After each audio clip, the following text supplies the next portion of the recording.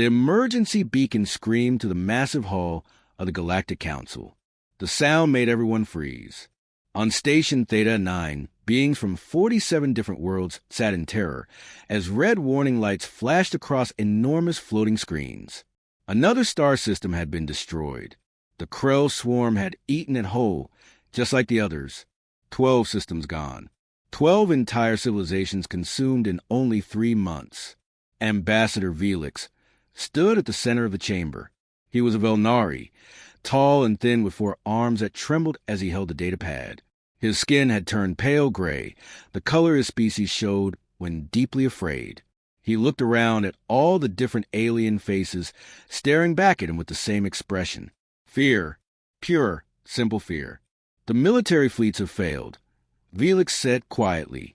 His voice translator made his words sound hollow and defeated.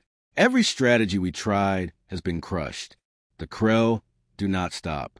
They do not negotiate. They only consume and move forward. A huge reptilian creature stood up in the back row. General Kravix of the Duran Empire was covered in thick green scales and stood nearly 3 meters tall. His yellow eyes blazed with anger. "We are warriors," Kravix roared. "We have fought wars for thousands of years. How can we be defeated by mindless insects?" "Because they are not mindless," replied Admiral Thorne of the Vakari fleet. She was smaller than Kravix, with blue skin and 6 eyes. "They are a hive mind, millions of creatures acting as one intelligence. When we destroy 1,000 of them, 10,000 more take their place. They learn from every battle. They adapt." The chamber fell silent. Everyone knew it was true. The Krell were not like other enemies. They did not care about their own survival. Each individual Krell warrior would throw itself into certain death without hesitation, because a hive mind did not value individual lives. Only the mission mattered. Only consuming more territory, more resources, more worlds. "What do you propose, Ambassador?" asked Council Leader Xandros, an ancient being made entirely of crystalline energy. "If our combined military might cannot stop them, what hope remains?" Velix looked down at his datapad. His hands shook. What he was about to suggest would shock everyone. It went against everything the Galactic Council believed about the dangerous death world called Earth. "We must contact Earth," he said. The reaction was immediate. Gasps echoed through the chamber. Several representatives stood up in protest. General Kravix's scales turned dark red with fury. "You cannot be serious," Kravix shouted. "Earth? The death world filled with insane predators who call themselves humans? Those creatures who bond with their food animals? Who throw themselves into danger for entertainment? Who refuse to acknowledge when they are beaten?" "Yes," Velix said simply. "Those creatures. They have only been part of the galactic community for 30 years, Admiral Thorne said carefully. "We know very little about their true capabilities." "We know enough," Velix replied. He pressed a button and a new display appeared, showing data files about Earth and its people. They come from a Class 12 death world. Everything on their planet is trying to kill them, yet they thrived. They have survived countless wars against each other, diseases that should have destroyed them, natural disasters that would have ended any other species. He pulled up another file. They pack bond with anything. Their children bond with creatures that could kill them. They keep predators as pets. They even bond with their machines and give them names and personalities. "This is madness," muttered someone in the crowd. "Perhaps," Velix agreed, "but it is also strength. Humans do not calculate acceptable losses. They do not abandon their wounded. They have a saying, 'No one left behind.' They will fight impossible odds to save a single individual. The Krell cannot understand this. Their hive mind sees only logic and efficiency." Council Leader Xandros spoke, his crystalline voice chiming like bells. "You believe humans can teach us something the Krell cannot adapt to?" "I believe humans think differently than any species we know," Velix said. "They are stubborn in ways that make no logical sense. When told something is impossible, they try anyway. When told to retreat, they often attack instead. They fight with emotion, not just strategy. And most importantly, they have survived everything their terrible world threw at them." The chamber was quiet now. Everyone was thinking. It was true that Earth had a reputation. Humans were considered reckless, emotional, and strangely attached to each other. But they were also survivors. General Kravik spoke again, his voice calmer now. Even if we contact Earth, what makes you think they will help us? What do they gain? Felix pulled up one more file. It showed a video that had been spreading across human networks. The footage was from a refugee camp that the Krell had destroyed. Children were running. Families were being torn apart. The video ended abruptly when the camera was crushed. This video is being watched by millions of humans right now. Felix said quietly, I have studied their reactions. They are angry, not just concerned or sympathetic. Angry. Humans become very dangerous when they see children in danger. It does not matter if the children are human or not. Xandros nodded slowly. You believe their emotional response will motivate them. I believe humans cannot ignore suffering, even when logic says they should. Felix replied, It is a weakness in some ways, but perhaps, against an enemy like the Krell, it is exactly what we need. The vote was called. One by one, the representatives cast their decision. Some voted with hope. Others voted out of desperation. But in the end, the result was the same. Unanimous. The Galactic Council would ask Earth for help. As the meeting ended, and everyone filed out of the chamber, Admiral Thorne approached Felix privately. Do you really think they will send us a warrior capable of making a difference? She asked. Felix looked at the video still frozen on the screen. A human child in the footage looked remarkably like the alien children running from the Krell. I do not know what they will send, he admitted. But I know humans. They will send someone. And that someone will not give up, no matter what. The docking bay of Station Theta. 9 had never been so crowded. Hundreds of dignitaries from dozens of worlds pressed together, all waiting to see the legendary warrior from Earth. Floating cameras buzzed through the air like mechanical insects, recording everything. Ceremonial guards in polished armor stood perfectly still, their weapons gleaming under the bright lights. Ambassador Felix stood at the front of the crowd, his forearms clasped nervously together. Beside him, General Kravik towered over everyone, his scales shimmering with anticipation. They had heard stories about human warriors, super soldiers in powered armor, tactical geniuses who won impossible battles, fearless fighters who never surrendered. The transport ship from Earth had finally arrived. The docking clamps locked into place with a heavy metal sound that echoed through the bay. Steam hissed from the release valves. Everyone leaned forward, waiting. The door opened slowly. A small figure appeared in the doorway, carrying a flowered carpet bag. Felix blinked all 3 of his eyes. That could not be right. Kim Bora walked down the metal ramp carefully, watching her step. She was exactly 157 centimeters tall. Her silver hair was pulled back into a neat bun. She wore comfortable walking shoes with good support, floral print cargo pants that her grandson had given her as a birthday joke, and a simple blue jacket. She looked like someone's grandmother, because that was exactly what she was. The crowd stared in complete silence. Bora reached the bottom of the ramp and set down her bag. She looked around at all the alien faces staring at her. So many different species, all frozen in shock. She smiled politely and gave a small wave. General Kravik made a sound like steam escaping from a cracked pipe. His scales flushed dark red with rage. This is Earth's warrior? His voice boomed across the entire docking bay. This tiny ancient creature? This is what they send to help us. Bora looked up at the enormous reptilian general. She had to shade her eyes because the lights were very bright. Hello, she said pleasantly. You must be General Kravik. I am Kim Bora. I read your tactical reports during the flight. Very detailed, though I noticed some issues with your supply chain management. Kravik's mouth fell open, showing rows of sharp teeth. This is an insult, he roared. Earth mocks our desperation. They send us an elder, a fragile old being who probably cannot even lift a weapon. That is rude, Bora said calmly. Her voice was quiet, but somehow everyone heard her clearly. I may be old, but I am not useless. And I can lift plenty of things. Thank you. Now, where are the refugee camps? I would like to see them. Ambassador Velix stepped forward quickly before Kravix could explode again. Master Sergeant Kim, we expected perhaps someone more martial in appearance? You expected a young soldier, Bora said, nodding. She picked up her bag again. I understand, but all the young soldiers are busy helping with colony disasters and humanitarian work. I was the only one available with the right security clearance and experience. So here I am. But you are... Admiral Thorne tried to find polite words. You are very small, and, forgive me, quite elderly. 73 years old. Bora agreed cheerfully. I have 16 grandchildren and 3 great-grandchildren. I retired from active military service 20 years ago. Before that, I served for 40 years as a combat medic and tactical advisor.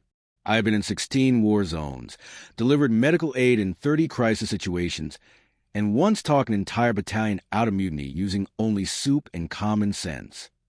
The crowd murmured. That last part sounded impossible. Soup, Kravix said. You defeated rebellion with soup? The soldiers were tired, hungry, and scared. Bora explained. Their commander was an idiot who did not care about them. So I made soup, share it with them, listen to their problems, and help them understand that killing their commander would not solve anything. Then I had the commander removed through proper channels. Problem solved. She looked around at all the shocked faces.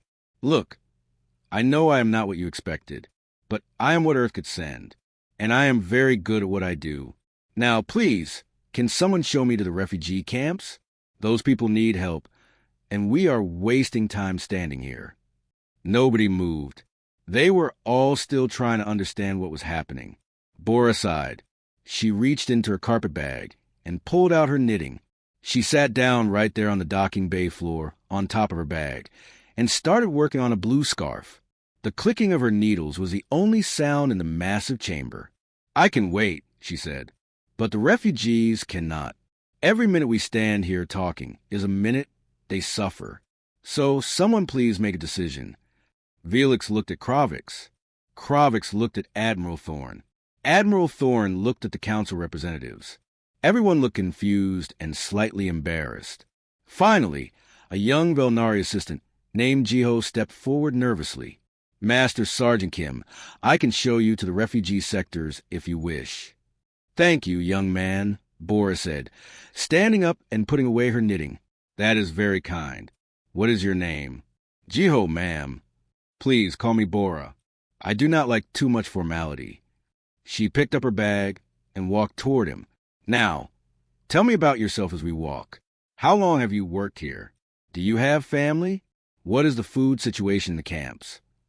Jiho blinked, surprised by her friendly questions. I have worked here for 2 years. My family is on the home world. The food situation is not good.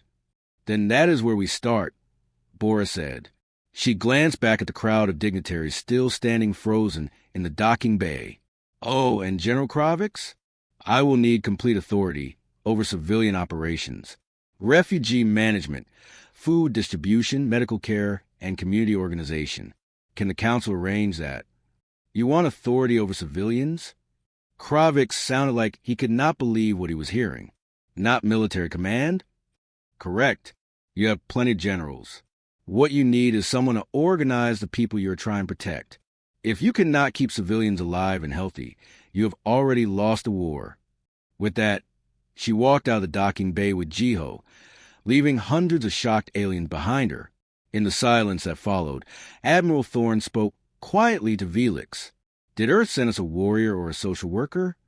Velix watched the small human woman disappear down the corridor, chatting pleasantly with Jiho about food rationing. I have no idea, he admitted. But she is the first person who asked about the refugees instead of the battles. Perhaps that means something. General Kravix snorted with disgust and stomped away. The cameras stopped recording. The crowd slowly dispersed, everyone muttering about Earth's strange choice. None of them understood yet, but they would soon learn that Kim Bora was exactly the weapon they needed, just not the kind they expected. 2 months had passed since Kim Bora arrived on Station Theta 9. The numbers told a story that nobody expected. Suicide rates in the refugee camps had dropped by 60%. Children were no longer dying from simple preventable diseases. The number had gone down by 40%. The violence between desperate refugees had almost completely stopped. The Galactic Council members saw these numbers in their daily reports. They whispered about them in hallways. But General Kravix and his military commanders ignored the statistics completely. They were too busy planning their next battle against the Krell. The human waste resources on foolish activities, Kravix complained during a strategy meeting. She teaches cooking classes. Cooking. While we fight and die, she plays house with refugees. Ambassador Velix said nothing. He had been watching Bora's work closely. What he saw confused him, but the results were undeniable. Something was changing in the refugee camps. That afternoon, Velix decided to visit one of Bora's cooking classes. He found her in a large community space with about 30 refugees from 6 different species. A Velnari mother stood beside a Duran father at a cooking station. They were laughing together as they prepared grain soup. "You add the salt slowly," the Velnari woman explained, her 4 hands moving gracefully. "Taste as you go." The Duran man tried it and made a face. "Too much." Everyone laughed. Even the children watching from nearby tables giggled. Velix approached Bora, who was stirring a large pot. "Master Sergeant Kim, may I ask what you are doing?" "Making soup," Bora replied simply. "Would you like to try some?" "I mean, what is the purpose of this? How does cooking help us fight the Krell?" Bora ladled some soup into a bowl and handed it to him. "Try it first. Then we will talk." Velix sipped the soup. It was surprisingly good, even though his species had different taste preferences. While he ate, Bora pointed at the Velnari woman and Duran man. "See those two? 3 months ago, their species were traditional enemies. Their governments have been in conflict for generations. But now look at them. They are friends. They help each other.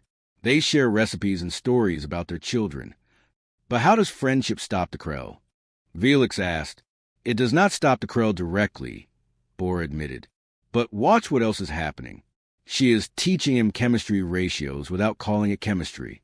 He is learning resource management without knowing it. Both skills are useful for survival. And while they learn, they build trust.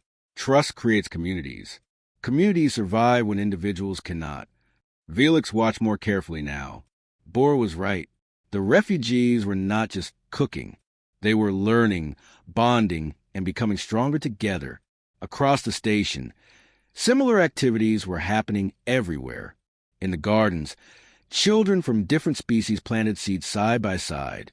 An elderly Vakari woman taught a young Duran boy how to care for growing vegetables.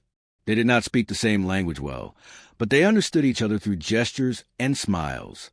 In the evening knitting circles, older refugees gathered with Bora. They sat in comfortable chairs, their hands working with yarn and needles. The repetitive motion was calming for people who had experienced terrible trauma. And while they knitted, they talked quietly about their fears, their losses, their hopes. "My daughter is missing," one elderly Velnari woman said softly. "I do not know if she escaped the Krell attack on our colony." A Duran grandmother reached over and gently touched her arm. "We will hope together. Hope is easier when shared." Bora watched this interaction and smiled. She had not told anyone, but these knitting circles were also information networks. The elders shared news, warnings, and observations. When someone needed help, others knew immediately. The whole refugee population was becoming connected like a web. Then the news arrived that changed everything. Border Station Curies had been attacked by the Krell. The military had responded with their usual tactics: direct combat, heavy weapons, brave fighting. And they had lost. Again, 6,000 civilians were dead. The casualty rate was 90%. Bora was teaching a first aid class when she heard the news. She stopped talking mid-sentence. The refugees in her class watched her face carefully. They had learned to read her expressions over the past weeks. "Continue practicing the bandaging technique," Bora said quietly, her voice steady. "I will return shortly." She walked calmly to the nearest restroom. Once inside, She locked herself in a stall and cried silently for exactly 10 minutes. She had learned long ago that soldiers needed to grieve, but they also needed to function. 10 minutes was enough. When she came out, her eyes were clear and determined. She called an emergency meeting with her volunteer network. Over the past 2 months, she had trained 40 people from 19 different species. They gathered in a quiet room, looking worried. Curies fell because of chaos, Bora told them. I read the reports. The evacuation was disorganized. Nobody knew where to go. People did not have emergency supplies ready. They panicked and trampled each other trying to escape. The Krell barely had to kill anyone. The people killed themselves through fear and confusion. She looked at each face in the room. That will not happen here. Starting tomorrow, we prepare the station properly. Every sector will have clear escape routes. Every family will know exactly where to go in an emergency. Everyone will have supplies ready. And we will not call it emergency training. We will call it games and activities. A young Velnari woman named Suri raised her hand. Why hide what we're doing? Because frightened people cannot learn, Bora explained. If we say this is evacuation training for when the Krell attack, people will panic. But if we say, let's play a fun scavenger hunt, they will participate happily. They will learn the same information without the fear. She pulled out a map of the station. Tomorrow we start. Children will play treasure hunt games that teach them escape routes. Parents will participate in community events that show them where emergency supplies are stored. Everyone will learn through activities that seem normal and safe. The volunteers nodded, beginning to understand her strategy. Over the next few weeks, Bora's programs expanded rapidly. Children raced through obstacle courses that were actually precise evacuation routes.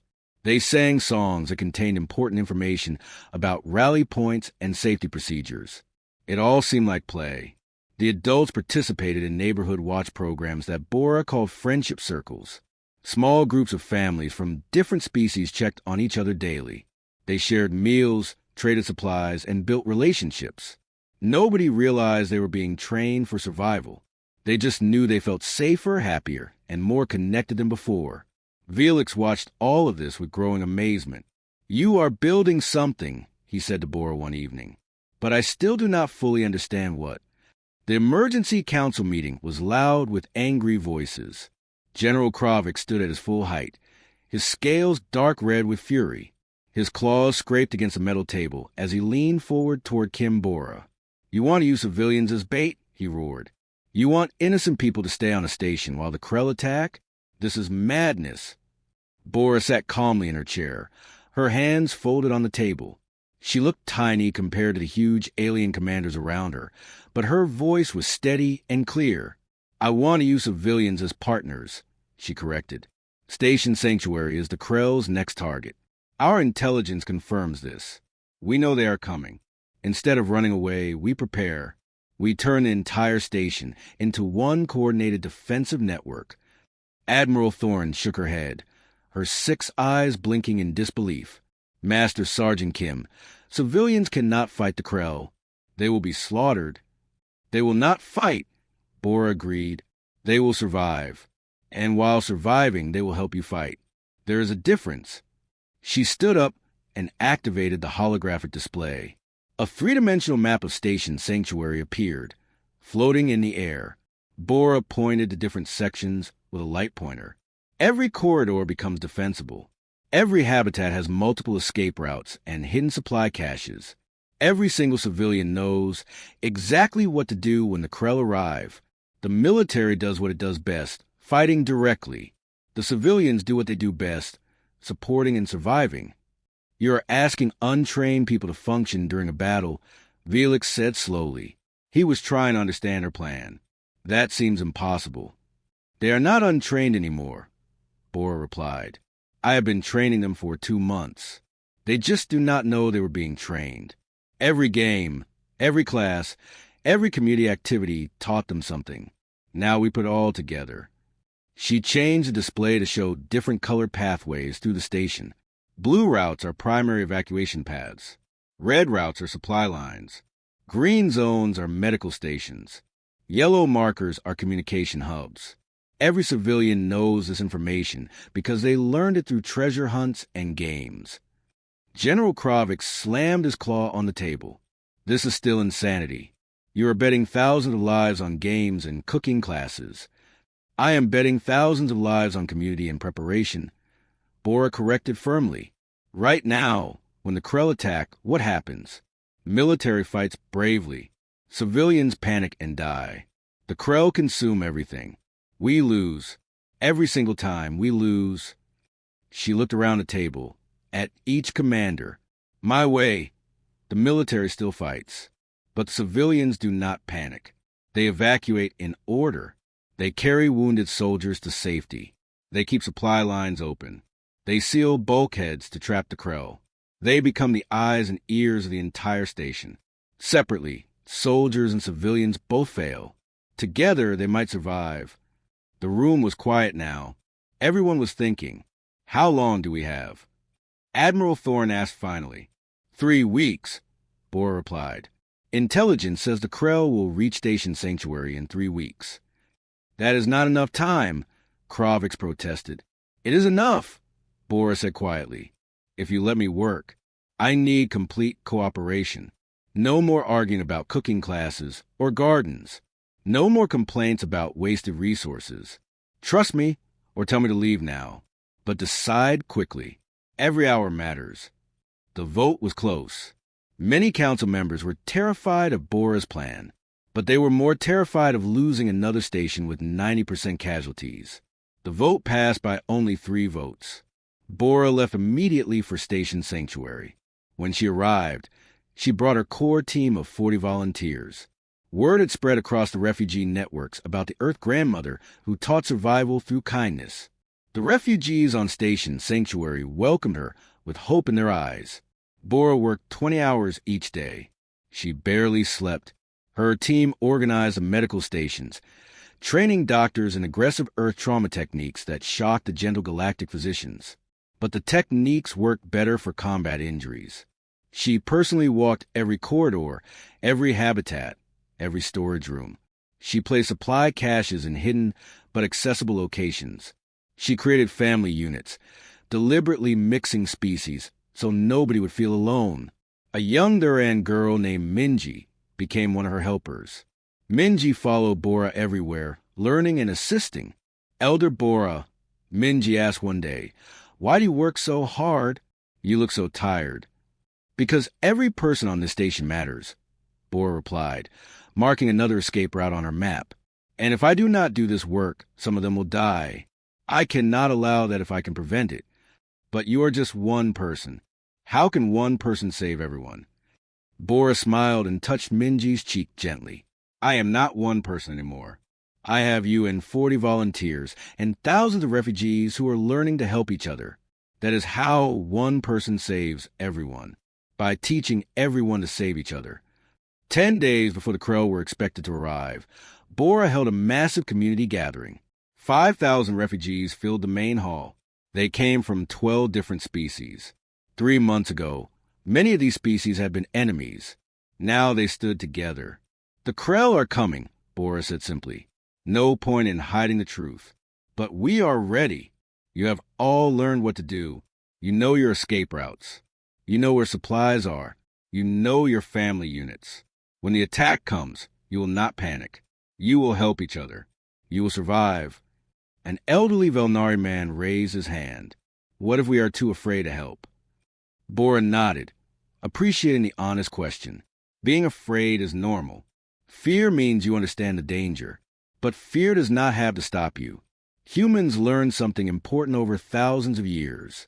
We learn that we are strongest when we are scared, but we act anyway. That is not bravery. That is stubbornness.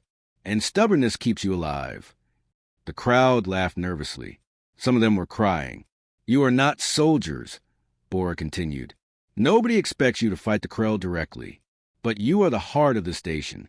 You are what makes it worth defending. And you will show the Krell something they cannot understand. You will show them that people who care about each other cannot be easily defeated." That night, Bora sat alone in her small quarters. She tried to record a message to her granddaughter Hannah back on Earth, but she could not find the right words. What do you say when you might die in a few days? There was a soft knock. Scylla, a young Velnari girl who had become like Bora's shadow, peeked inside. Elder Bora, are you crying? Bora wiped her eyes. Just missing my family. Scylla came in and hugged her. We are your family now. You taught me that. Found family. Bora held the child close and finally found the words she needed. Yes, sweetie, you are my family, and I will do everything I can to keep you safe. 3 days before the Krell arrived, all preparations were complete. Station Sanctuary was as ready as it could be. Now they could only wait and hope that soup, songs, and stubbornness would be enough to survive. 48 hours after the Krell swarm arrived at Station Sanctuary, something impossible happened. They left. They simply withdrew their forces and retreated into deep space. The military commanders stared at their screens in shock. The Krell never retreated.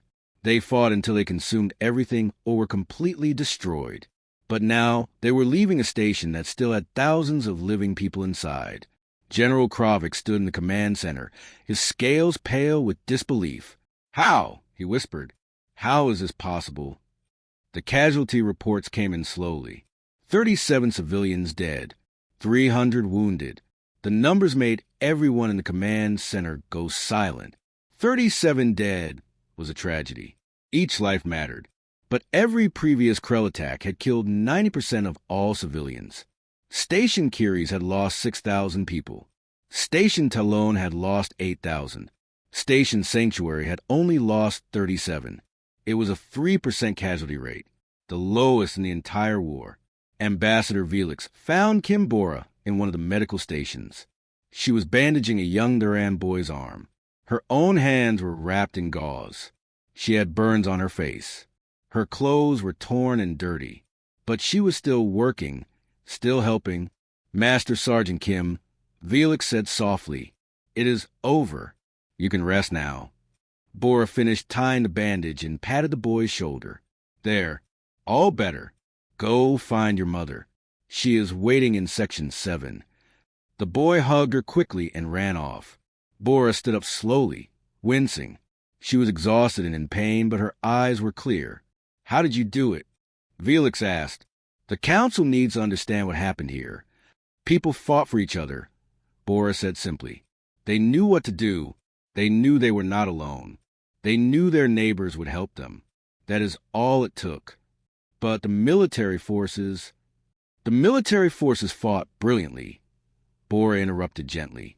Your soldiers were brave and skilled, but they did not have to fight alone this time. They had an entire station supporting them. That made the difference. In an emergency council meeting that followed, Admiral Thorne showed everyone a recording that had been intercepted from the Krell communications. Nobody had ever successfully translated Krell signals before, but the advanced computers had finally broken through. The translation appeared on the screens. It was fragmented and confusing, but the meaning was clear, pattern unexpected. Individuals acting as collective, but not hive mind. Emotional bonds overriding logical response. Cannot predict behavior. Withdrawal recommended. They do not understand us, Bora explained to the shocked council members. The Krell understand hive minds, where everyone thinks the same way. They understand individual survival, where everyone acts selfishly. But they do not understand communities that choose to care about each other. It confuses their predictions. They cannot calculate how we will behave. You weaponize compassion. Velix said, finally understanding. No, Bora smiled tiredly. I just reminded everyone that compassion is stronger than fear. Humans learned this lesson over thousands of years of war. We kept trying to win through weapons and strength alone. We kept failing. Then we learned the truth. The strongest army is not the one with the best weapons.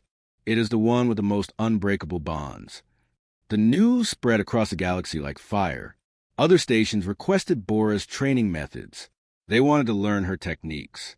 Within weeks, hundreds of refugee camps were implementing what everyone now called grandmother protocols. The results were always the same. Survival rates increased dramatically. Communities became stronger, and the Krell began avoiding territories where these protocols were used. Not because the military was stronger, but because the populations had become unpredictable.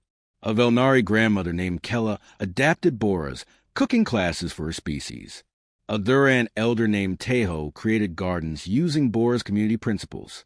A young Bakari woman named Yuna organized children's choirs that sang evacuation songs. The galaxy was learning to be human, stubborn, caring, and absolutely refusing to abandon each other. The Galactic Council tried to give Bora every honor imaginable: the Star of Valor, the Defender's Crown, honorary citizenship in 47 worlds. She refused all of them. "I do not want medals," she told Felix privately. "I want you to establish permanent community programs across all member worlds. Teach these methods in schools. Put elders in charge because they remember things young warriors have forgotten. Make sure every community has what Station Sanctuary had: knowledge, bonds, and confidence. That is all you want." Felix asked, amazed. "That is everything," Bora replied. "You do not need more warriors, Ambassador. You need communities that care about each other. Once you have that, everything else follows naturally." The Council created the Community Resilience Initiative. Every member world would implement support networks based on Bora's principles. Local elders would teach the programs. Grandmothers, grandfathers, and wise beings from every species would lead their communities. The galaxy was changing, one soup kitchen at a time, one garden at a time, one knitting circle at a time. 2 years later, Kim Bora returned to Earth. The welcome embarrassed her. There were parades and speeches and ceremonies she could not avoid. "I just made soup," she protested to anyone who would listen. "I taught people to knit. That is all." But everyone knew the truth. She had changed the entire galaxy. At her family dinner celebrating her return, all her grandchildren gathered around her. Hannah, now 14 years old, asked the question everyone wanted to know: "Grandma, were you scared?" "Every single day," Bora admitted honestly. She was serving food onto plates, back to her normal routine. "I was terrified, actually." "Then how did you do it?" her grandson Miho asked. "Because someone had to," she said simply, "and I happened to be there. That is what family does. And the whole galaxy is family, if you are brave enough to see it that way." 5 years later, the Krell swarm fractured and fell apart. Their hive mind could not adapt to populations that fought with love instead of logic. They could not understand communities that refused to break. They could not consume what refused to give up. The Krell sued for peace. The war ended not with a great battle, but with confusion and surrender. Ambassador Felix traveled to Earth to tell Bora personally. He found her in her garden on Mars Colony. She was 80 years old now, teaching a group of children and young refugees how to knit. Humans and aliens sat together, laughing as they learned. "Master Sergeant Kim," Felix said formally, "the war is over. The Krell have surrendered." Bora nodded calmly, not looking up from her knitting needles. "Good." A young Velnari girl named Kiva looked up. "Elder Bora, did you win the war?" "No, sweetie," Bora replied gently. "We all won together. That is the only way war should end." 10 years after the Battle of Station Sanctuary, grandmother protocols were standard across the entire galaxy. Cooking classes and gardens existed on military stations. Knitting circles met regularly on warships. Children sang evacuation songs as naturally as lullabies. And everywhere, different species learned the human art of caring about each other.